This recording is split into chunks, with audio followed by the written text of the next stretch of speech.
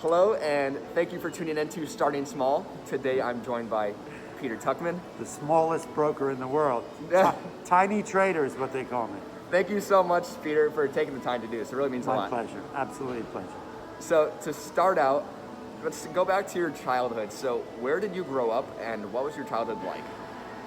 So I grew up in New York City. My childhood was spectacular in a lot of different ways. It's important to note that my parents are Eastern European Jews. They spent 4 years in concentration camps. Most of their family were exterminated during the war, killed. My father's mother was murdered actually by a Gestapo. My mother lost 72 people in her family, and she was put up against Dr. Nagle in Auschwitz, who was the doctor of death.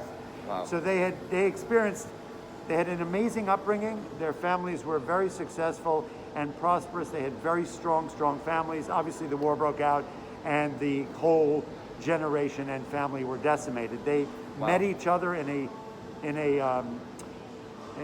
a displaced persons camp after the war, both having grew up in different places, one in Czechoslovakia, one in Poland. They fell in love. They came to America, searching for the American dream. They had found each other, and there was love at first sight. So it's a really fun love story that way. They came to the States. My father was the first Jewish student allowed in a German medical school after the war. Wow. And came here already as a doctor, and became a very famous doctor. He was an incredible person. They were married for 66 years. Wow. They lived into their 90s. My father 97, my mother 93. And so that's my background. So my background is about family, about education, about art, about unconditional love, and about the human element and kindness in a kind of way. Them having experienced what they had gone through, most people came out of that experience in sort of a dark, negative, sort of a fatalistic approach to life. They were fortunate enough to sort of take the other flip side, as we know that life is how you look at it, cup half empty, cup half full. They sort of found each other, found this American dream, came here, and so for them, they felt that this was really a gift, that life was a gift, that having, creating a family and connecting to other people, right? The human element of life, was their passion, their drive, and their message. So I was lucky enough to have that as my foundation. And I think it's really had a lot to do with the trajectory of my life. And, and I've had my ups and I've had my ups and downs. So it's just a matter of, getting up every day and fighting. So that was my upbringing. I grew up in New York City. I had a brother. He unfortunately passed away. Very privileged beginning, although my parents, came here in 1950. I was born in 57, so he was a doctor already, but they did not have a lot of money in the beginning. And but that really wasn't the nature of our family. Family is all about just unconditional love and being together. Grew up in New York City. I was already in high school a bit of an entrepreneur. I was sort of wheeling and dealing in all different kind of things. Yeah. And my interests were music and art and business. And as a kid in high school, I graduated high school at the age of 17. I spent 1 year in Israel on a kibbutz, which is sort of a commune. I had gone there I graduated high school a little bit early, and I got into college for a January term. So I had this patch of time, and I had some family that were in Israel, and I thought it'd be kind of cool to go travel. I love traveling. I had been traveling as a youngster. From the age of 6, we went all over the world together. Amazing. My father took us to Guatemala. He did a lot of public health work. Every opportunity he got, he wanted to be of service to other people. So at the age of 11, we spent 4 months on an Indian reservation in North Dakota. We're doing public health work, and that was cool. As a youngster, I was understanding about being of service to other people. At 13, we lived on a hilltop, 8 hours by mule up in the hills of Guatemala, running a hospital. So you know what, I mean, I say all this to say that my background was one about human interaction and human being and kindness and joy and all that kind of fun gushy stuff. Definitely.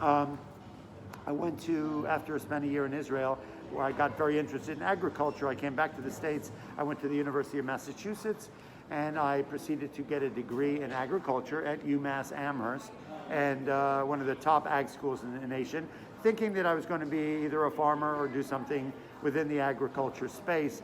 And I kind of realized that that really wasn't my calling. That was not going to be my future. I didn't understand the vision. Although I had one originally, it didn't really pan itself out. And so I have an adopted brother who my father adopted during the war in the camp, whose parents had been killed. He was 8 years old, and it's a long story, but my father brought him up, sent him to America as a 13-year-old after the war. He ended up being introduced to a gentleman who was a major businessman, and so he was sort of a business mentor to me and my brother. He was just 90 last week, so I guess he's about 35 years older than me. And so he was always a mentor to me. He became a very successful businessman. Wow. So when I realized that agriculture wasn't the path, I realized that business was. And he had sort of been hounding me to become a businessman and to get serious about making money and thinking about my future. Yeah. And so I ended up spending the last 3 years of college getting a degree in international business and management. Uh-huh. And that was cool. So I was on the 5-year plan at college, and I came back to New York City after 5 years of college with these degrees, and I enrolled in an MBA program in international business in New York at Baruch College. I started trading commodities with some money he had given me, actually, and I was successful doing that originally. And then, in somewhat of an epiphany one night, I decided to open up a record store in New York City. It was a bit of a crazy move. I was 22 years old. I was a bit of a wild kid. And I was hanging out at Studio 54 and doing wild, crazy things as people did in 1980. And so I had met this musician who was a very famous jazz musician, and we sort of partnered up and we started a record company, and we went down to Bleecker Street, which is sort of a cool part of Greenwich Village in New York City, and opened up a record store. Wow. And it was sort of a African art gallery. It was a record store. It was modeled after a European record store. You had listening booths, you had a coffee shop. It was very cool. It was Wow. called Krona Record Gallery. And all the jazz musicians in New York City at the time hung out there. I was managing a lot of the jazz clubs. And so that became my business. During college, I'd become interested in jazz music, and I had managed a bunch of bands all over Europe for 3 years. Wow. So already my entrepreneur sort of juices were flowing, and music was a big part of my life. And so the store stayed open for a year. It turned out to just not be my calling either. And so I've had a lot of different fun trajectories along the way. And I realized, it never happened on the right time, but it eventually happened, where when things did not really pan out in the way I really wanted them, I moved on. Yeah. Some people tend to stay in situations longer than they should. I may have stayed in a few situations longer. But anyway, I left that and I ended up going to West Africa. I had a friend who ran an oil company in the People's Republic of Benin, and I had sort of gotten a little bit into some shaky waters in New York City, and which we don't need to discuss. Yeah. And it was the 80s. Let's just say that much. And so I went there, and I kind of honed my business skills because computers. It was 1983. Computers were just coming out. As you can imagine, you're a young guy. Yeah. But that was before computers, before cell phones. And so Lotus 1-2-3 had just come out. It was the first spreadsheet on a personal computer. There were no notebooks. There was none of that stuff. Yeah. And so I basically learned computers on the way to West Africa on a plane in 18 hours. And I showed up there and became a computer specialist and was running the accounting for the oil company. Wow. I stayed there for 2 years, and then I came back to New York and realized, I was at mid-20s. It was time to get serious. And so my father, who was a well-respected doctor at that time, had a patient who was the managing partner of a firm on Wall Street. And so he said, why don't you get a summer job down there? And my older brother had said, Wall Street seems like the place for you. You're a people person. You think on your feet. You got a high energy, kind of a adrenaline driven guy. Yeah. And Wall Street just sounds perfect for you. So I got a summer job on May 23rd, 1985, here on the floor of the stock exchange. We're across the street from the stock exchange, guys, if you're wondering. Yep. And it was a summer job as a teletypist. It didn't really matter my background, who my dad was, any of the journey I'd taken to get here. Everybody comes to the floor of the stock exchange, and on Wall Street, you start at the beginning, where everybody starts. Yeah. It really doesn't matter what blood you come from. And so that's what happened to me. I started as a teletypist. At the time, it was one of the lowest rungs on the thing, because there is no training for this job, and a master's in business doesn't benefit you as a trader. Yeah. It benefits you for sort of an upstairs portfolio manager type of person. But being on the street, it's called the street for a reason. It's sort of a fast-paced, adrenaline-driven, marketplace, auction market. That's what the floor of the stock exchange is. That's what trading is. And so I started down there as a teletypist in 1985, and the minute I walked on the floor, I knew it was for me. The energy, the people, everything about it was just, the chaos, it just fit my personality, and I felt I had arrived. Yeah. And so after 3 months as a teletypist during the summer, I asked the company for a job, a real job, and they liked me. I was good at what I did. They saw that this place was for me, and they hired me. And I started out as an option clerk. I became a retail clerk. I became an institutional clerk. And Wow. those are the sort of the jobs that you go on your way to becoming a broker and an actual trader. But normally the trajectory was probably a 10-year journey from where I started to becoming a broker. I happened to be in the right place, right time. I was good at what I did. A couple of people left, a couple of people moved on to other places. One guy got fired, and I ended up becoming a broker in 2.5 years. Wow. Which was fast track. It was perfect for me because I'm a fast track kind of guy. I'm impatient, and I loved Wow. what I did. I immediately, as I said, I loved it the minute I walked down there. And you're talking the 80s. You're Yeah. talking the wild wolves of Wall Street. You're talking high adrenaline, high volume, crazy open outcry, screaming and yelling like you guys would see in the movies. Definitely. And so in 1980, April of 88, I got my seat on the stock exchange, which is, people don't know what a seat, they heard of what a seat is, but it's a badge with a number, and it is the license to trade stock on the floor of the stock exchange. I got that in April of 88, and I've been a broker ever since for 32 years. It's amazing. So I'm curious to the listeners out there, starting in the 80s, what did trading look like from your aspect and POV, say logistic-wise, when you're making that trade in contrast to today? A huge difference. And in my opinion, unfortunate difference, because I'm not a tech guy. Right? I resisted the technology that came into Wall Street and our lives in a big way. I still don't own a computer. I do have an iPhone, though, I'll tell you that much.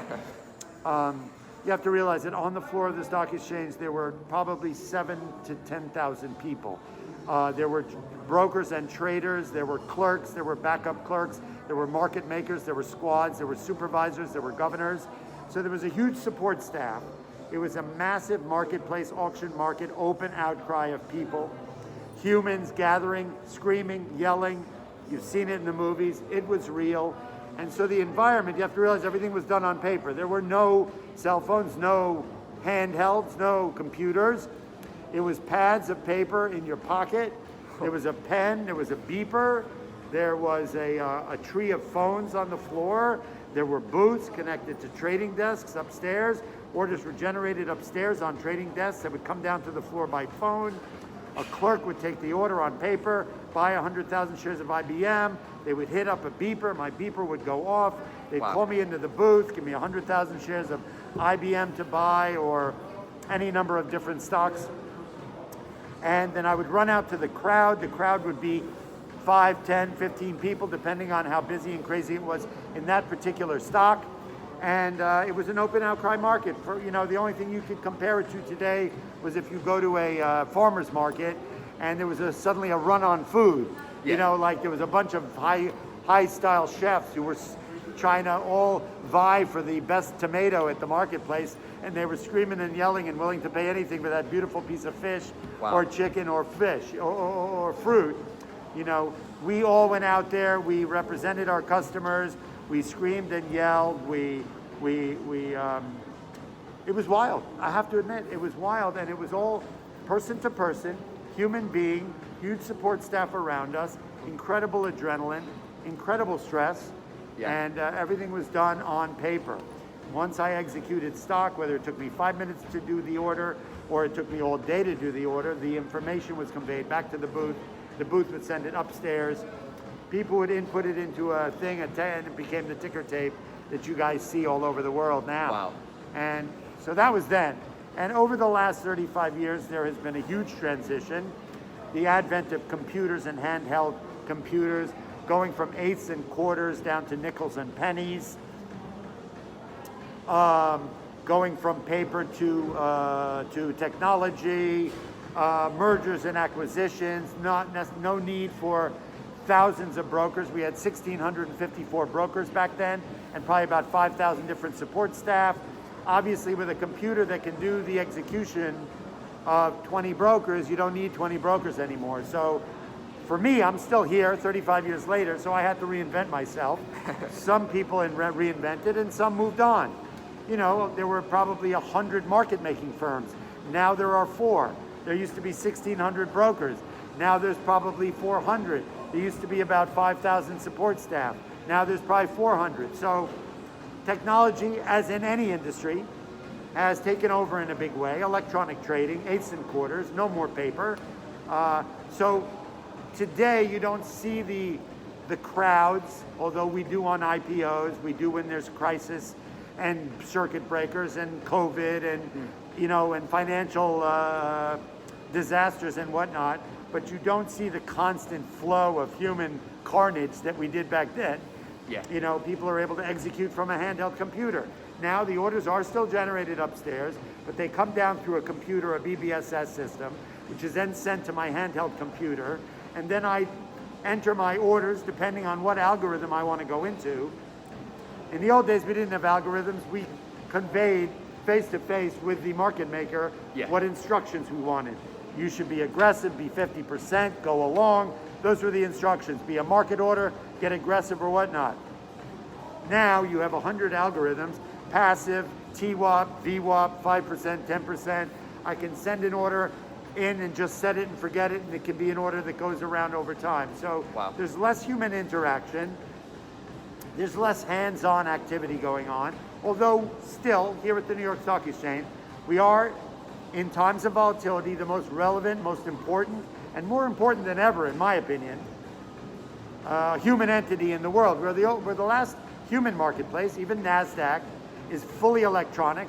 The only time you'll see humans is when there's an IPO, and that's a very short-lived period of time. Yeah. But we have humans on the floor every day. We have circuit breakers. We have people who are like the pilots of a plane. They take everything off automatic pilot, and they fly the plane when we have volatility, when we have crisis, when we have markets that go up and down 1,000 points at a time. Wow. And so the day-to-day workings of the market, the interaction by humans, the electronic execution of stock is incredibly different than it was in the 80s and 90s.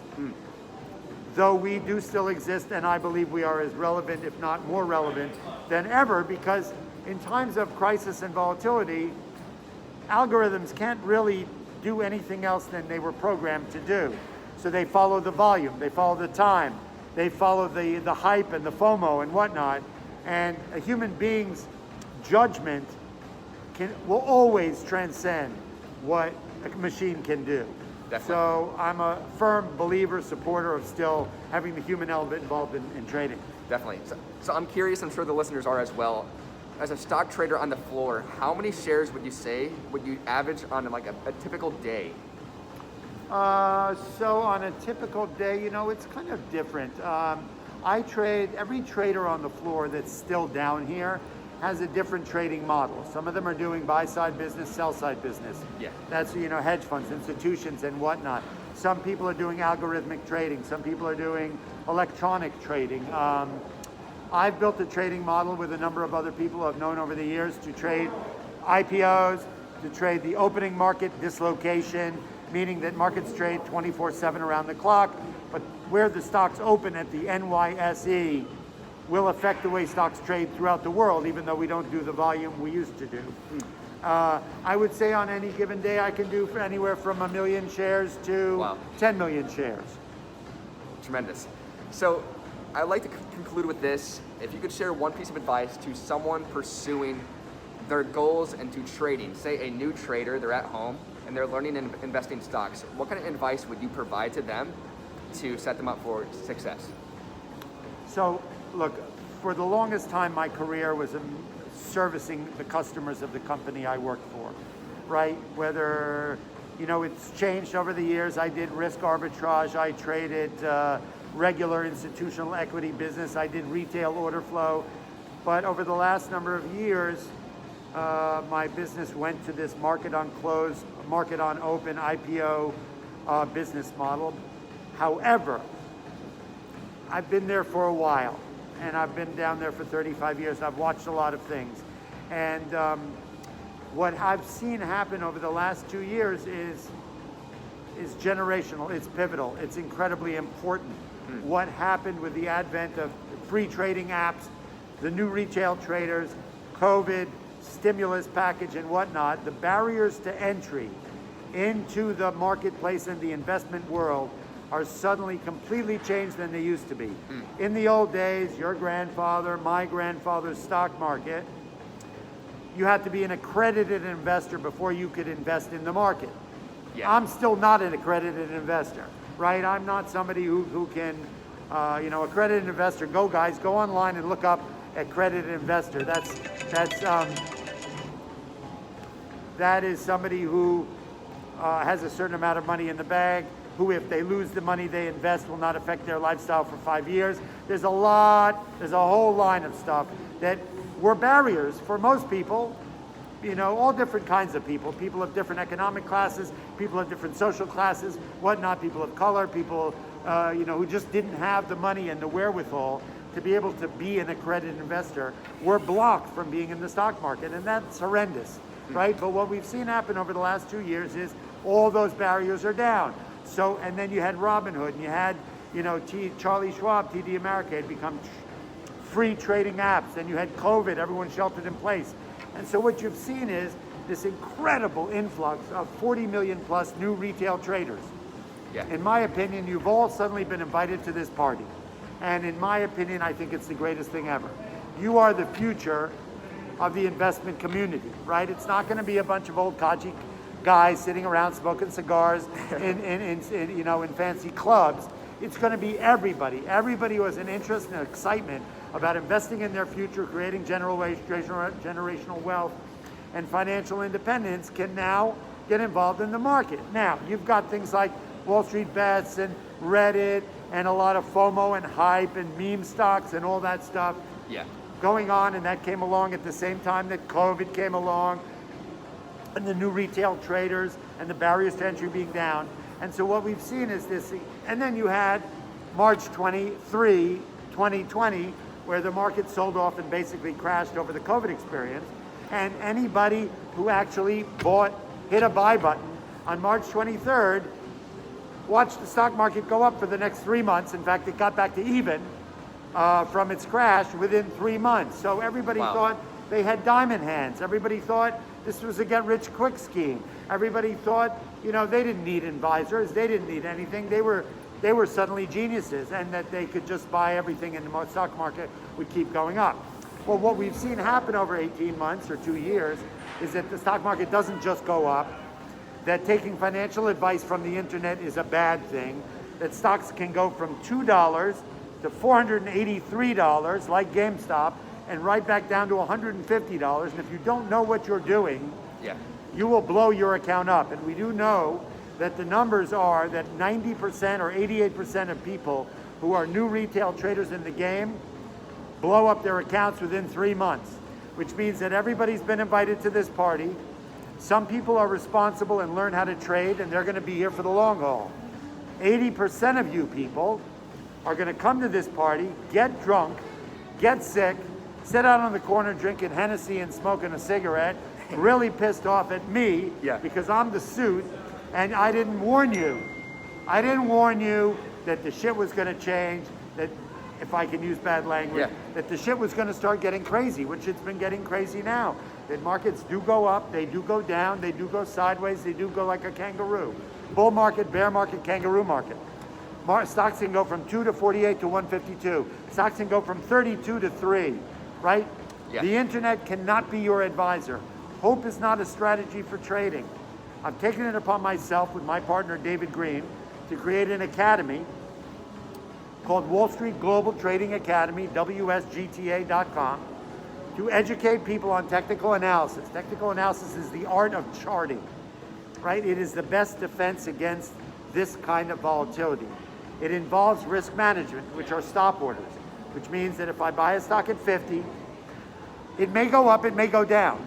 Stocks don't only go up for good reasons because they have, Nike will go up because they've released a new sneaker, DJ Khaled's wearing it and everything's cool. Yeah. Stocks go up on hype, they go up on FOMO, they go up on internet, Wall Street, Reddit craziness. They go up for all different reasons.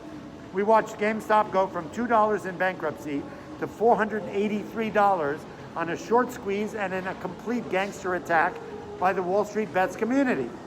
Well, a stock that goes up 5,000% for no reason can go right back down 5,000%. So people need to be aware that this is not Las Vegas, that it is not a get-rich-quick scheme, that diamond hands and stocks going to the moon are an illusion, and that you need to fill your toolbox with tools like technical analysis and risk management to navigate this market successfully.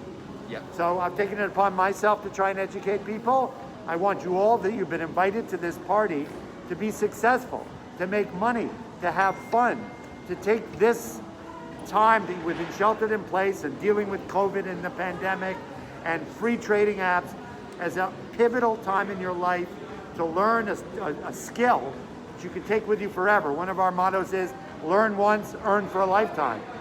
If you learn the game correctly, you will get the most out of your winning trades, you will lose the least out of your losing trades, and you will always, this is trading, not investing. Yeah. If you're an investor, put money in the market, invest in stocks and not stuff.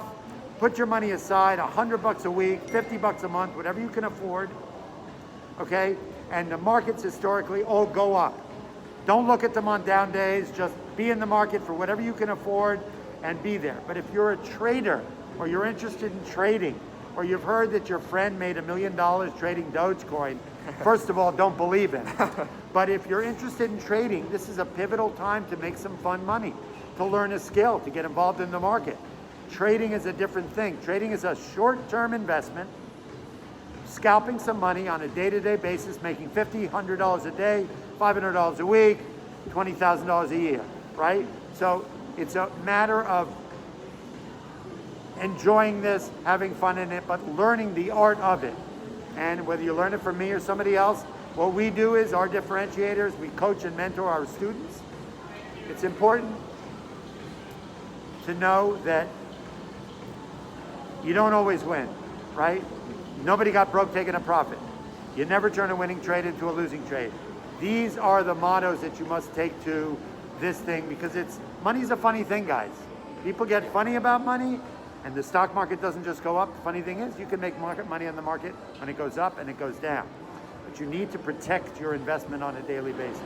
So learn technical analysis, learn the game, fill your toolbox with tools. Definitely. Peter, thank you so much. And one more time, plug your course for the listeners so they can check it out. Wall Street Global Trading Academy, that's WSGTA.com. You can go to me on Instagram, Einstein on Wall Street. It's verified, there's a check on it. Don't look at fake accounts. You can reach out to me and DM me. I will always connect with you, and I'll help you on this journey. We'll coach and mentor you going forward. It's really important that you learn the game. So join us. Amazing.